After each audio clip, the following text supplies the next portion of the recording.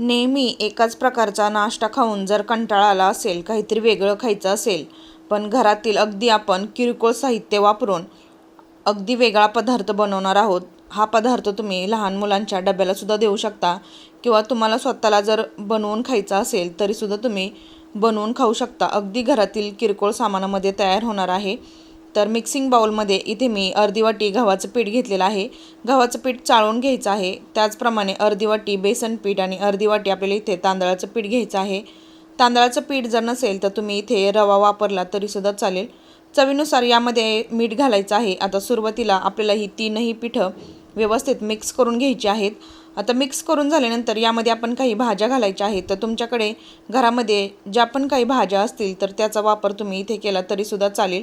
तर इथे मी कांदा, शिमला मिर्च, कॉर्न आणि कोथिंबीर कट करून घातलेली आहे. तर भरपूर भाज्या असल्यामुळे हा नाश्ता अगदी हेल्दी आहे.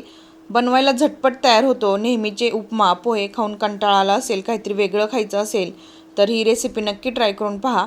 आता यामध्ये मी काही मसाले घातलेले आहेत. तर धने पावडर घालायचे आहे, हळद घालायची आहे आणि इथे मी लाल तिखट घालत आहे. तिखटाचं प्रमाण मी थोडंसं कमीच ठेवलेलं आहे कारण मी मुलांसाठी बनवत आहे. जर तुम्हाला तिखटाचं प्रमाण कमी जास्त करायचं असेल तर या स्टेजला तुम्ही तिखटाचं प्रमाण कमी जास्त करू शकता. आता यामध्ये आपल्याला थोडं थोडं करून पाणी घालायचं आहे. तर इथे एवढं मिश्रण बनवण्यासाठी मला 1 ग्लास एवढं पाणी लागलेलं आहे. तर पाण्याचं प्रमाण थोडंफार कमी जास्त होऊ शकतं. तर व्यवस्थित मिक्स करून घ्यायचं आहे. एकदम पाणी घालायचं नाही, नाहीतर गुठळ्या तयार होतात आणि मग त्या मोडताना बराच वेळ जातो.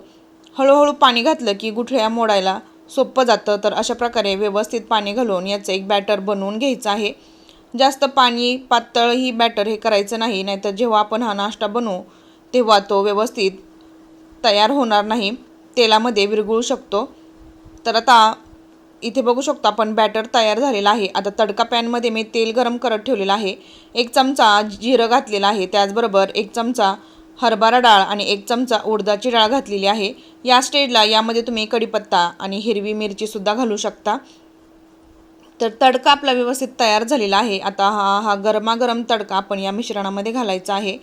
तर तुम्ही बघू शकता अगदी घरातील किरकोळ साहित्य वापरून आज आपण अगदी चमचमीत आणि खायला खूप मस्त असा हा नाश्ता बनवणार आहोत, जो लहानांपासून मोठ्यांपर्यंत सगळ्यांनाच खूप आवडेल. रेसिपी शेवटपर्यंत नक्की पहा. त्याचबरोबर रेसिपी जर आवडली तर चॅनेलला लाईक आणि सबस्क्राईब करायला विसरू नका. तर मिश्रण आपलं तयार झालेलं आहे. नाश्ता आपला छान कुरकुरीत आणि आतून त्याला छान जाळी सुटावी यासाठी मी इथे अर्धा चमचा खाण्याचा सोडा वापरलेला आहे. तुम्ही खाण्याचा सोडा न वापरता असाही हा नाश्ता बनवला तरीसुद्धा हा नाश्ता खायला खूप मस्त असं तयार होईल. तर बघू शकतो आपण पीठ आपलं तयार झालेलं आहे. आता आपण नाश्ता बनवायला घेऊया. तर इथे पॅनमध्ये मी तेल गरम करत ठेवलेलं आहे. तर तेलामध्ये अशा प्रकारे पळीच्या मदतीने छोटे छोटे पॅनकेक घालून घ्यायचे आहेत. तुम्ही अगदी थोड्याशा तेलामध्ये सुद्धा हा नाश्ता बनवू शकता. तर इथे आपल्याला 1 मिनिटभर हा नाश्ता एका बाजूने पलटी करून शेकून घ्यायचा आहे आणि नंतर तो पलटी करून घ्यायचा आहे. तर तुम्ही बघू शकता अगदी सहज हा व्यवस्थित पलटी होत आहे. त्यामुळे हा नाश्ता बनवायला खूप सोपा आहे. कोणीही सहज हा नाश्ता बनवू शकतं. त्याचबरोबर सकाळच्या वेळेस मुलांना जर डब्याला काही द्यायचं असेल तरीसुद्धा तुम्ही अशा प्रकारचा नाश्ता मुलांसाठी देऊ शकता. डब्याला काहीतरी वेगळं असलं की मुलंसुद्धा अगदी आवडीने खातात. आणि त्याचबरोबर यामध्ये आपण गव्हाचं पीठ वापरलेलं आहे आणि भरपूर भाज्यासुद्धा वापरलेल्या आहेत. त्यामुळे हा नाश्ता खूप हेल्दी असा आहे. तर ही रेसिपी तुम्ही नक्की ट्राय करून पहा. तर इथे बघू शकतो दोन्हीही बाजूने आपण हा नाश्ता व्यवस्थित भाजून घेतलेला आहे आणि फार वेळ लागत नाही हा नाश्ता भाजायला. अगदी 2 ते 3 मिनिटामध्ये आपला हा नाश्ता भाजून तयार होतो. नाश्ता भाजताना आपल्याला गॅसची फ्लेम लो टू मीडियम ठेवायची आहे. तर इथे बघू शकतो पहिली बॅच आपली बनवून तयार झालेली आहे. सेम त्याच बॅचने आपण दुसराही नाश्ता व्यवस्थित तयार करून घेऊया. तर तुम्हाला माझ्या चॅनेलवरती कोणत्या रेसिपीज बघायला आवडतील हे मला कमेंट करून नक्कीच सांगा. त्याचबरोबर रेसिपी जर बनवली तर तुमची प्रतिक्रिया नक्की मला कळवा. रेसिपी नक्की पाहत राहा आणि रेसिपी जर आवडली तर माझ्या चॅनेलला लाईक आणि सबस्क्राईब करायला विसरू नका. तर दुसराही नाश्ता आपण अशाच प्रकारे व्यवस्थित फ्राय करून घ्यायचा आहे. तुम्ही हा शॅलो फ्रायसुद्धा करू शकता किंवा हे संपूर्ण बॅटर एकसंध एका पॅनमध्ये घातलं आणि त्याचा जर नाश्ता बनवला तरीसुद्धा तो खायला खूप मस्त लागतो. तर अशा प्रकारे दुसरीही बाजू आपण व्यवस्थित तेलामध्ये तळून घेतलेली आहे. तुम्ही बघू शकता छान कुरकुरीत अशा दोन्हीही बाजू तयार झालेल्या आहेत. दुसराही नाश्ता आपण व्यवस्थित काढून घ्यायचा आहे.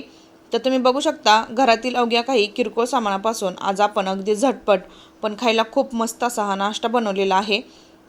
तुम्ही संध्याकाळच्या वेळेस मुलं ट्यूशनमधून घरी आल्यानंतर किंवा सकाळच्या वेळेस मुलांच्या डब्यासाठी झटपट असा हा स्नॅक्स मुलांच्या डब्याला बनवून नक्की द्या। त्याचबरोबर रेसिपी जर आवडली असेल तर चॅनेलला लाईक आणि सबस्क्राईब करायला विसरू नका। पुन्हा भेटूया आपण अशाच एका नवीन छानशा रेसिपीसोबत। तोपर्यंत धन्यवाद।